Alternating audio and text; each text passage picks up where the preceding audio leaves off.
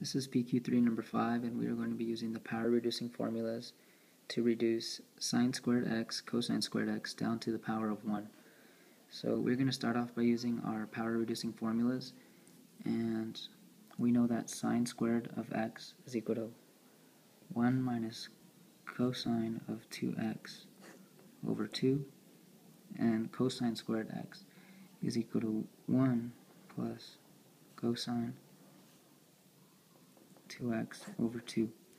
So our next step is to FOIL the numerator and multiply the denominator. So when we FOIL the numerator, we get 1 minus cosine of 2x plus cosine of 2x minus cosine squared of 2x. Now we have to pay attention to our variable of 2x. This does not affect our FOILing in any way. So once we multiply the denominator, it is all over 4. And if we pay close attention, we have a negative cosine of 2x and a positive cosine of 2x. So basically these cancel out, and we are left with 1 minus cosine squared of 2x all over 4. So if we look now, we have another value we can substitute for a power reducing formula, which is cosine squared of 2x. But before we substitute this into the value, we are going to make m equal to 2x, which will be a simpler variable. So now, once we substitute cosine squared x into the formula, we have 1 minus 1 plus cosine of what is now 2m, and this is over 2, and this is all over 4. So now we have to get a common denominator in our top half of our problem.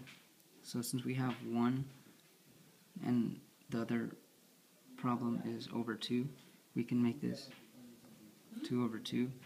So this will be 2 minus 1 plus cosine of, now since we have 2m and m is equal to 2x, we can substitute that in for 4x.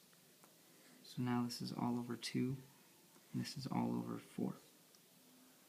So since we are dividing by a couple things here, it would be equivalent to multiply by the reciprocal.